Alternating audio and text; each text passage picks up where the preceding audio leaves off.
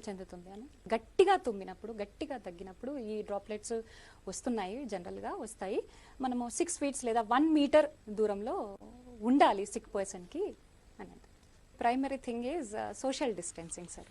Social distancing అంటే మనం కొంచెం దూరంగా ఉండడం, అందరితోనే ఎవరంటే సిక్గా ఉన్న పర్సన్స్ నుంచి మనం దూరంగా ఉండడం. అవసరమైన సహాయం కోసం 104 నెంబర్లో సంప్రదించండి. భయపడాల్సిన పని లేదు. ఈ జాగ్రత్తల ద్వారా కరోనాని నివారించవచ్చు.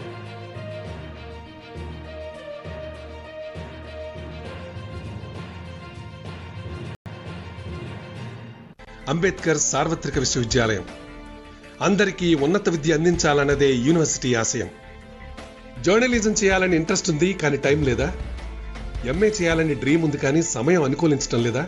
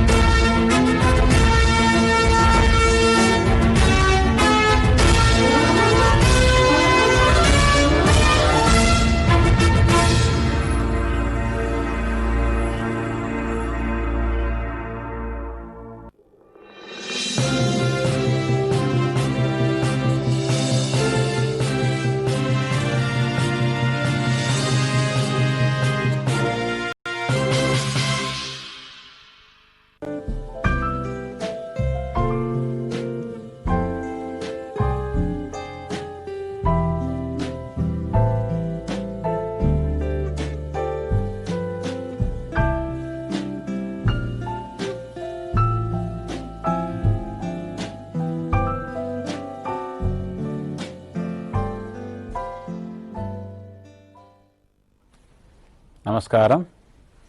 డిజిటల్ తరగతులకు స్వాగతం. ప్రియమైన విద్యార్థులారా, మీరు కింది తరగతులలో సహజ సంఖ్యలు, పూర్ణాంకాలు, పూర్ణ సంఖ్యలు, వాటికి సంబంధించిన ధర్మాల గురించి తెలుసుకుని ఉన్నారు కదూ. మరికొన్ని అంశాల గురించి ఈరోజు తెలుసుకుందాం. మొదటగా స్క్రీన్ పైన ఉన్నటువంటి అంశాలను మీరు చూడండి. ఒక్కొక్క వృత్తంలో ఎన్ని గులాబీలు ఉన్నాయో లెక్కిద్దాం. ఒక గులాబీ, రెండవ వృత్తంలో 2 గులాబీలు, మూడవ వృత్తంలో 3 గులాబీలు, 4వ వృత్తంలో 4 గులాబీలు, అదేవిధంగా 5వ వృత్తంలో 5 గులాబీలు ఉన్నాయి కదూ. 1, 2, 3, 4, 5 ఇలా లెక్కించడానికి ఉపయోగించే సంఖ్యలను మనం సహజ సంఖ్యలు అంటాం. సహజ సంఖ్యలను ఆంగ్లంలో న్యాచురల్ నెంబర్స్ అంటారు. న్యాచురల్ నెంబర్స్లో మొదటి అక్షరం ఎన్ కావున సహజ సంఖ్యలను ఎన్ చే సూచిస్తారు.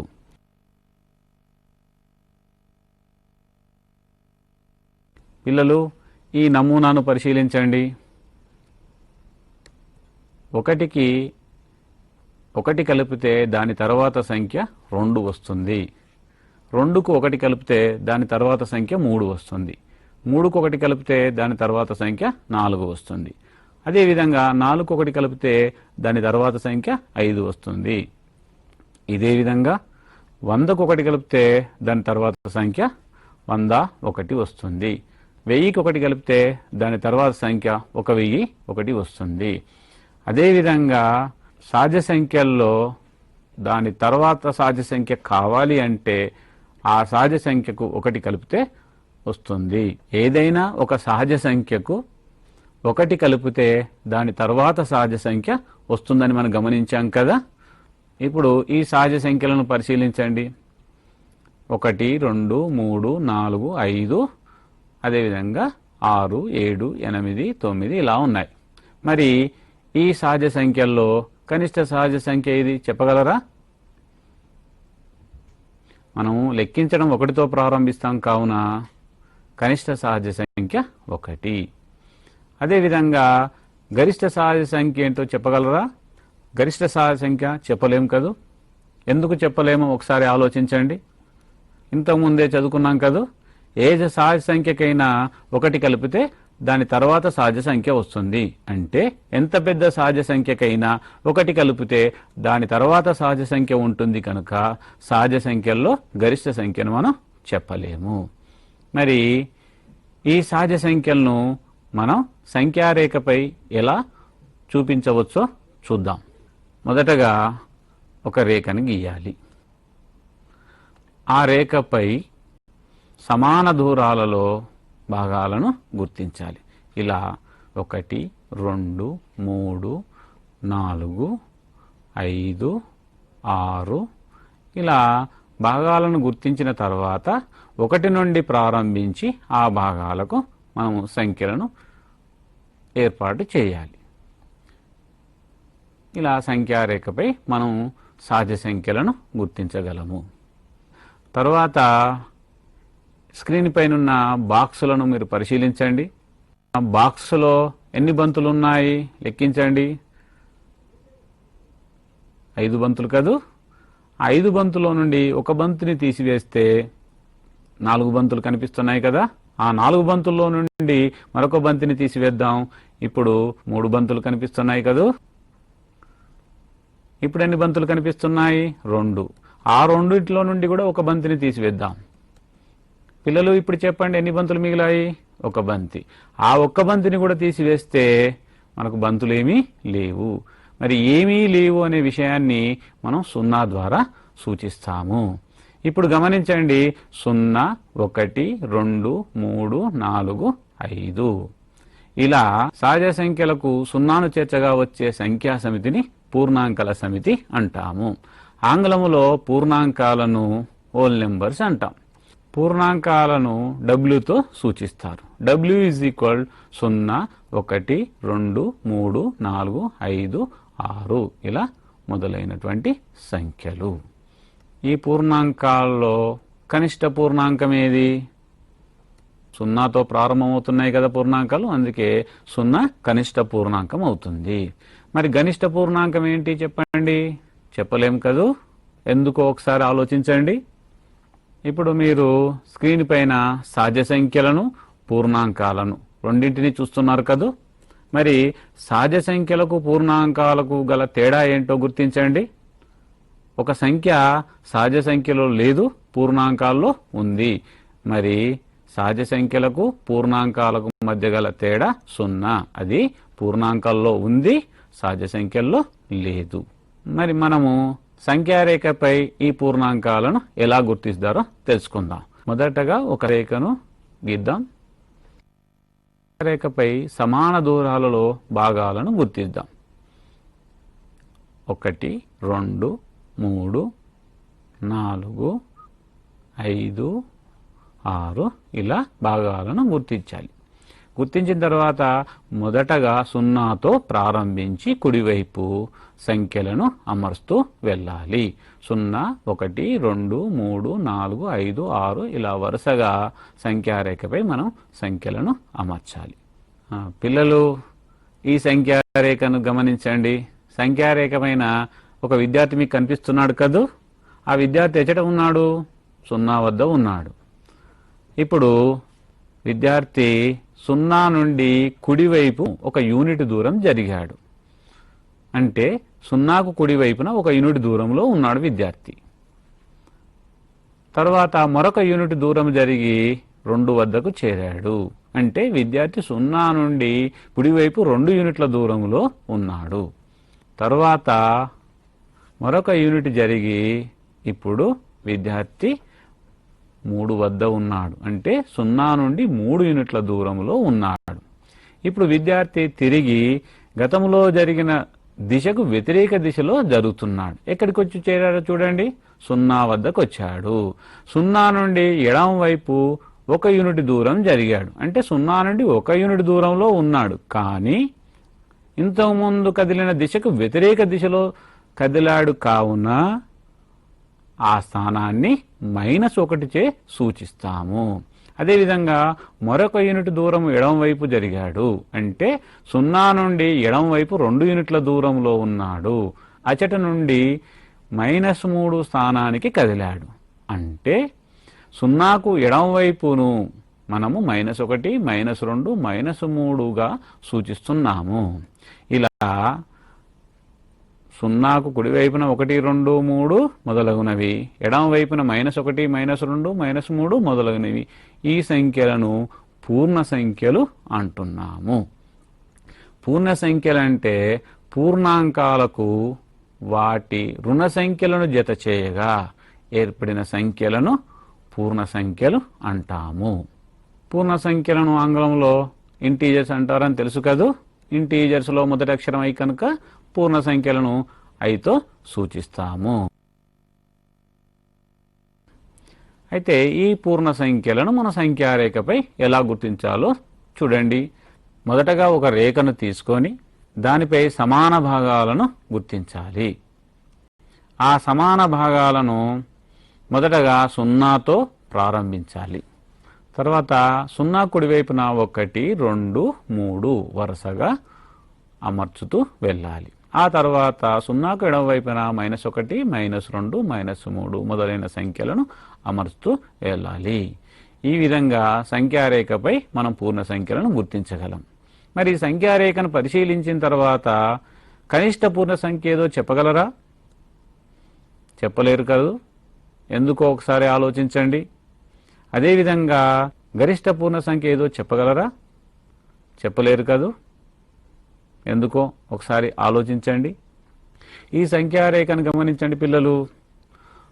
0కు 3కు మధ్య గల పూర్ణ సంఖ్యలు ఏమిటో గుర్తించండి. 1, 2 కదూ. అదేవిధంగా 0కు 2కు మధ్య గల పూర్ణ సంఖ్యలు ఏంటో గుర్తించండి. 1 కదా. అదేవిధంగా 0కు 1కి మధ్య గల పూర్ణ సంఖ్యలు ఏంటో తెలపండి. ఉన్నాయా పిల్లలు? లేవు కదూ. మరి 0కు 1కి మధ్య పూర్ణ సంఖ్యలు లేవు. 0 మరియు 1 మధ్య ఏవైనా సంఖ్యలు ఉన్నాయా? ఒకసారి ఆలోచించండి. స్క్రీన్ పైన ఉన్నటువంటి వస్తువులను గమనించండి. 4 సమాన వస్తువులు మీకు కనిపిస్తున్నాయి. అందులో సగం వస్తువులు 4 భిన్నం 2 = 2 అనగా 2 వస్తువులు. 2 వస్తువుల్లో సగం 2/2 అంటే 1. మరి ఒక వస్తువులో సగము 1 భిన్నం 2 అనగా 1/2. అదేవిధంగా ఒక వృత్తాన్ని పరిశీలిద్దాం. ఈ వృత్తాన్ని 4 సమాన భాగాలు చేద్దాం. అందులో ఒక భాగము 1 భిన్నం 4, మరొక భాగము 3 భిన్నం 4. 1 భిన్నం 4 1 కంటే చిన్నది. అదేవిధంగా 3 భిన్నం 4 కూడా 1 కంటే చిన్నది. ఈ వస్తువును పరిశీలించండి. ఇక్కడ ఒక వస్తువు కనిపిస్తుంది. ఆ వస్తువును 3 సమాన భాగాలుగా చేద్దాం. అందులో నీలి రంగులో కనబడే భాగము 1/3, ఆరెంజ్ రంగులో కనబడే భాగము 2/3. ఈ వస్తువును 3 భాగాలు చేశాం కదా. అందులో 2 భిన్నం 3 భాగము 1 కంటే చిన్నది. అదేవిధంగా 1 భిన్నం 3 భాగం కూడా 1 కంటే చిన్నది. మనము 1/3, 2/3, 3/4, 1/4 అనేవి 1 కంటే చిన్నవి మరియు 0 కంటే పెద్దవి. కావున ఇంతవరకు మనం చర్చించిన అంశాల్లో 0కు 1కి మధ్య కూడా సంఖ్యలున్నాయని తెలుస్తుంది. మరి 1/2, 3/4, 1/4, 2/3, 1/3 సంఖ్యలను ఏమని పిలుస్తారు? భిన్నాలంటాం కదూ. పై సంఖ్యలన్నీ p/q రూపంలో ఉన్నాయి కదూ. ఇలా p, qలు పూర్ణ సంఖ్యలై q ≠ 0 ఇలా p/q రూపంలో రాయగల సంఖ్యలను అకర్ణీయ సంఖ్యలు అని అంటాము. అకర్ణీయ సంఖ్యలను qతో సూచిస్తాము. ఇప్పటి వరకు సహజ సంఖ్యలను, పూర్ణాంకాలను, పూర్ణ సంఖ్యలను సంఖ్యారేఖపై ఎలా చూపించవచ్చో తెలుసుకున్నాం కదా. అదేవిధంగా మరి అకర్ణీయ సంఖ్యలను కూడా సంఖ్యారేఖపై చూపించగలమా? అకర్ణీయ సంఖ్యలను సంఖ్యారేఖపై ఎలా సూచించవచ్చో ఈరోజు మనం తెలుసుకుందాం. విద్యార్థులు, ఈ సంఖ్యారేఖను గమనించండి. ఒక యూనిట్ను 3 భాగాలు చేసినప్పుడు ఏమవుతుందో గమనిద్దాం. 0 నుండి 1 వరకు గల ఒక యూనిట్ దూరాన్ని 3 సమాన భాగాలు చేద్దాం. 3 సమాన భాగాలు చేశాం కదా. అందులో మొదటి భాగము పొడవు 1/3, 2 భాగాల పొడవు 1/3 ప్లస్ 1/3 2/3. మరి 3 భాగాలను 3/3 చే సూచిస్తాము. 0 నుండి 1 వరకు గల దూరాన్ని 3/3 చే సూచిస్తాము. పిల్లలు ఇది గమనించండి. 1/3, 2/3, 3/3. 3/3 అనేది 1కి సమానము. అంటే 1 కూడా అకరణీయ సంఖ్య అవుతుంది. అది p/q రూపంలో ఉంది. మరి ఇప్పుడు చెప్పండి, 2, 3, -4 లాంటి సంఖ్యలు కూడా అకరణీయ సంఖ్యలు అవుతాయా? ఒకసారి ఆలోచించండి. 4/7ను సంఖ్యారేఖపై గుర్తించుట ఎలాగో తెలుసుకుందాం. 4/7 క్రమభిన్నం కావున సంఖ్యారేఖపై 0 మరియు 1 మధ్యలో ఉంటుంది. 4/7ను సంఖ్యారేఖపై గుర్తించుటకు 0 నుండి 1 వరకు గల యూనిట్ దూరాన్ని ఎన్ని సమాన విభాగాలు చేయాలి? 4/7లో హారము 7 కావున 7 సమాన విభాగాలు చేయాలి. ఈ సంఖ్యారేఖను పరిశీలించండి. 0 నుండి 1 వరకు గల దూరాన్ని మనం ఎరుపు రంగుతో సూచించాం. ఇప్పుడు 0 నుండి 1 వరకు గల దూరాన్ని 7 సమాన భాగాలు చేద్దాం. 1, 2, 3, 4, 5, 6, 7. 0 నుండి మనము భిన్నాలను గుర్తించడం ప్రారంభించాలి. 0/7, 1/7, 2/7, 3/7, 4/7, 5/7, 6/7, 7/7. ఎరుపు రంగులో చూపించబడిన భాగము 4/7 మనకు కావలసిన స్థానము. అదేవిధంగా -3/5ను సంఖ్యారేఖపై గుర్తించడం ఎలాగో తెలుసుకుందాం. -3/5 సంఖ్యారేఖపై -1 మరియు 0 మధ్యలో ఉంటుంది. -1 నుండి 0 వరకు గల యూనిట్ను ఎన్ని సమాన భాగాలు చేయాలో తెలుసుకున్నారు కదా? అవును, 5 సమాన భాగాలు చేయాలి.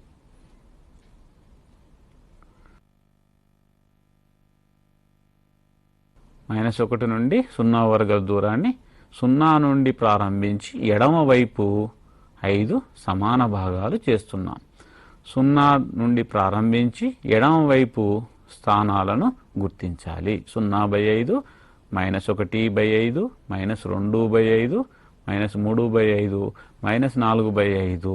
ఇందులో ఎరుపు రంగుతో సూచించబడిన స్థానము -3/5 మనకు కావలసినటువంటి స్థానము. పిల్లలు, ఈ సంఖ్యారేఖను గమనించండి. ఈ సంఖ్యారేఖపై M, A, T, Hలు సూచించే అకరణీయ సంఖ్యలు ఏంటో తెలపండి. M సూచించే అకరణీయ సంఖ్య.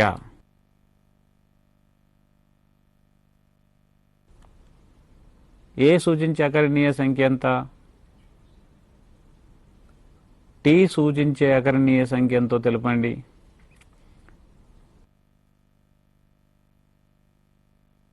చివరగా H సూచించే అకరణీయ సంఖ్య ఎంతో తెలపండి. పిల్లలు, ఇప్పటి వరకు క్రమభిన్నాలను సంఖ్యారేఖపై ఎలా గుర్తించాలో తెలుసుకున్నాం కదా? మరి అపక్రమ భిన్నాలను కూడా సంఖ్యారేఖపై ఎలా గుర్తించాలో తెలుసుకుందామా?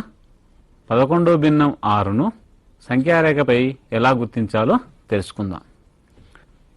11/6ను సంఖ్యారేఖపై గుర్తించాలంటే మొదటగా 11/6 ఏ పూర్ణ సంఖ్యల మధ్య ఉంటుందో తెలుసుకోవాలి. 11/6 అపక్రమ భిన్నం కావున మిశ్రమ భిన్నంగా మార్చాలి. 11/6 = 1.5/6 = 1 + 5/6. 11/6 ఏ పూర్ణ సంఖ్యల మధ్యలో ఉంటుంది? 1 మరియు 2 పూర్ణ సంఖ్యల మధ్యలో ఉంటుంది. మరి సంఖ్యారేఖపై 1 మరియు 2 మధ్య ఎన్ని సమాన విభాగాలు చేయాలి? హారము 6 కావున 6 సమాన విభాగాలు చేయాలి. చేద్దామా పిల్లలు? ఈ సంఖ్యారేఖను పరిశీలించండి. ఈ సంఖ్యారేఖను మనము ఈ విధంగా భాగాలు చేద్దాం. 1 నుండి 2 వరకు గల యూనిట్ దూరాన్ని 6 సమాన భాగాలుగా చేద్దాం. చేశాం కదా? ఇప్పుడు 1 నుండి ప్రారంభించి కుడివైపు మనము స్థానాలను గుర్తిద్దాం. 1 తర్వాత స్థానము 1 ప్లస్ 1/6 అనగా 1.1/6 అనగా 7/6. ఆ తర్వాత స్థానము 1 ప్లస్ 2/6 అనగా 1.2/6 అనగా 8/6. ఈ విధంగా మనము ఒక్కొక్క స్థానాన్ని గుర్తించాలి. 9/6, 10/6, 11/6, 12/6. మనకు కావలసిన స్థానము ఎరుపు రంగులో సూచించబడి ఉంది. 11/6. అదేవిధంగా మిశ్రమ భిన్నంగా 1.5/6గా మనం సూచించాం. పిల్లలు, ఈ సంఖ్యారేఖను గమనించండి. ఈ సంఖ్యారేఖపై L, I, N, E అక్షరాలు సూచించే అకర్ణీయ సంఖ్యలు ఏంటో తెలపండి. L సూచించే అకర్ణీయ సంఖ్య ఎంత? I సూచించే అకర్ణీయ సంఖ్య ఏంటో చెప్పండి. అదేవిధంగా N సూచించే అకర్ణీయ సంఖ్య ఎంతో చెప్పండి. చివరగా E సూచించే అకర్ణీయ సంఖ్య ఎంతో తెలపండి.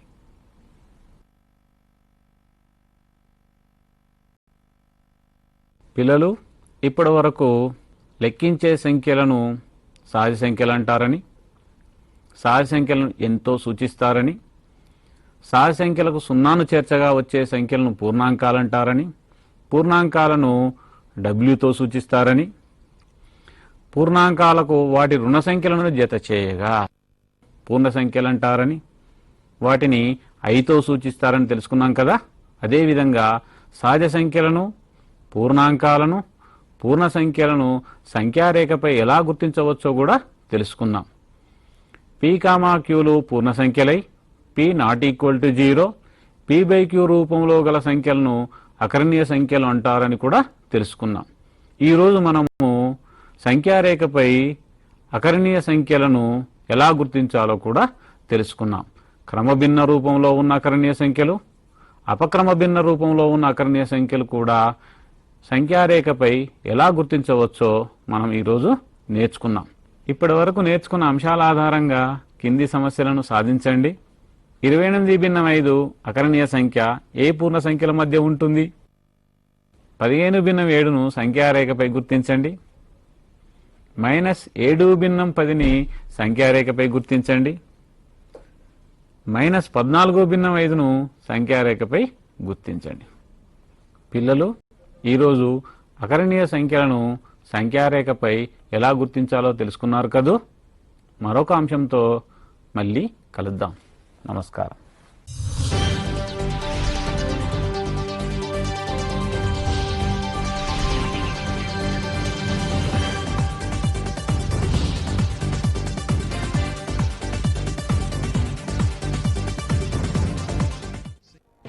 కరోనాపై అవగాహన పెంచుకోండి. ఒకటి, జలుబులన్నీ కూడా కరోనా కావు, జ్వరాలన్నీ కరోనా కావు.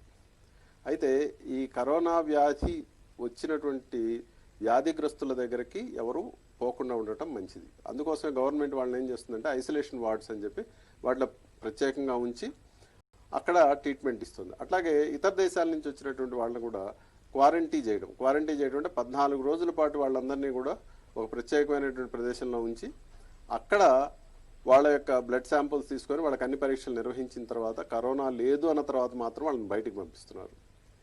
ఇక విద్యార్థులు, ఇతర జనసామాన్యానికి వచ్చినట్లయితే ఒకటి, తుమ్మడం, దగ్గడం ఇటువంటివి మన హక్కు అయితే కావచ్చు, కానీ దాని ద్వారా ఈ వ్యాధుల్ని ఇతరులకు వ్యాపింపజేయడం సరైన పద్ధతి కాదు. అందుకోసం అని చెప్పి ఇందాక మేడం చెప్పినట్లుగా తుమ్మేటప్పుడు దగ్గేటప్పుడు కనీసం తీసుకోవాల్సిన జాగ్రత్తలు, ఒకటి తుమ్మేటప్పుడు ఏదైనా చేతిగుడ్డ కానీ లేకపోతే ఏదైనా టిష్యూ పేపర్ కానీ దాన్ని అడ్డం పెట్టుకొని తుమ్మడం.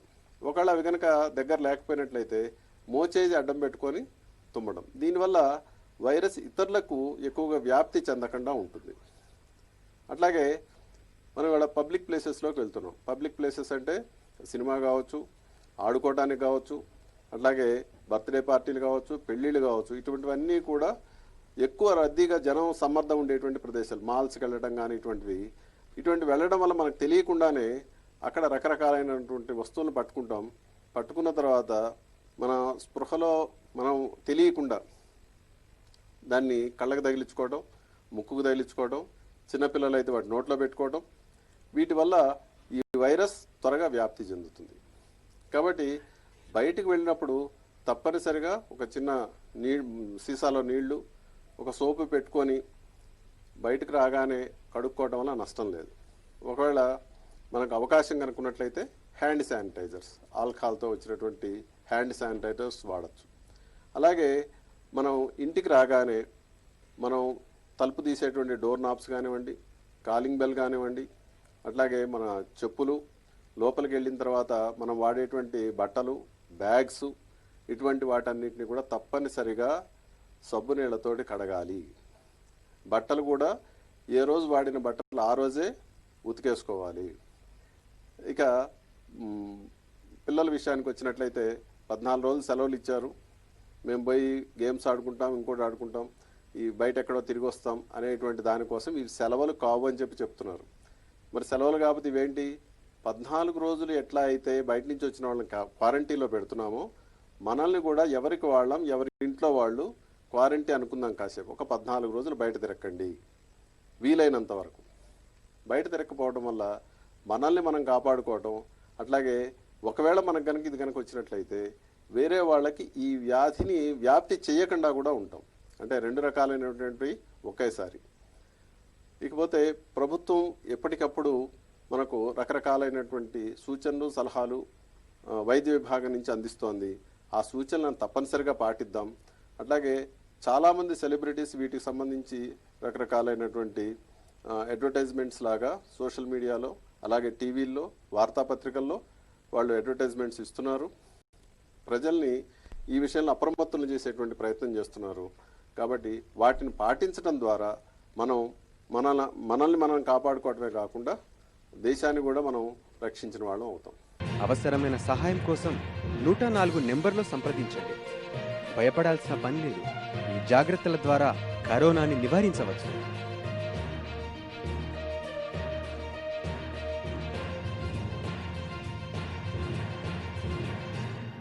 నిరంతరం విజ్ఞానాన్ని అందించే టీశాట్ నిపుణ విద్యా ప్రసారాలు ఎప్పుడైనా ఎక్కడైనా టీశాట్ యాప్తో ఇక మీ అరచేతిలోనే.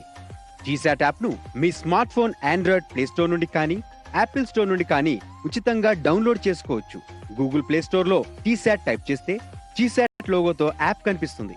టీశాట్ యాప్ ను క్లిక్ చేసి యాక్సెప్ట్ చేస్తే డౌన్లోడ్ తో పాటు ఇన్స్టాలేషన్ జరుగుతుంది.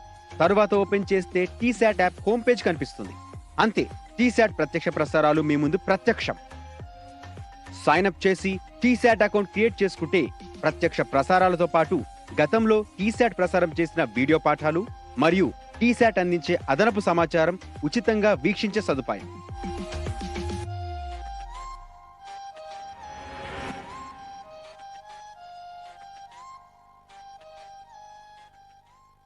డిజిటల్ విద్యలో అగ్రగామిగా నిలుస్తున్న టీశాట్ ఛానళ్లు టీశాట్ టైమ్స్ ఈ మ్యాగజైన్ తో నెటిజన్లకు మరింత చేరువ.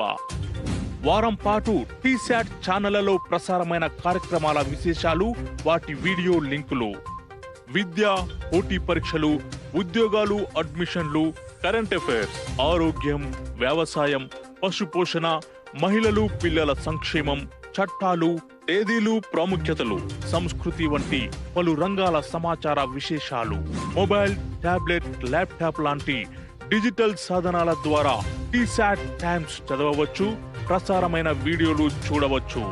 టీశాట్ టైమ్స్ వీక్లీ ఈ మ్యాగజైన్. అంబేద్కర్ సార్వత్రిక విశ్వవిద్యాలయం అందరికీ ఉన్నత విద్య అందించాలన్నదే యూనివర్సిటీ ఆశయం. జర్నలిజం చేయాలని ఇంట్రెస్ట్ ఉంది కానీ టైం లేదా? ఎంఏ చేయాలని డ్రీమ్ ఉంది కానీ సమయం అనుకూలించడం లేదా? కనీసం ఒక బ్యాచిలర్ డిగ్రీ అయినా మీ సొంతం చేసుకోవాలని ఆశపడుతున్నారా? ఎగ్జాక్ట్లీ మీలాంటి వారి కోసమే అంబేద్కర్ ఓపెన్ యూనివర్సిటీ సిద్ధంగా ఉంది. మీ ఉన్నత విద్య కలను సాకారం చేయటమే మా సంస్థ ఆశయం. ప్లేస్ ఏదైనా, కోర్స్ ఏదైనా మీకు తెలిసిన భాషలో, మీకు నచ్చిన భాషలో, మెటీరియల్ నుంచి ప్రాక్టికల్స్ వరకు మిమ్మల్ని తీర్చిదిద్దే బాధ్యత మాది. మరి లేట్ ఎందుకు? అడ్మిషన్ నోటిఫికేషన్ కోసం వెబ్సైట్ని సందర్శించండి www.bravuonline.in.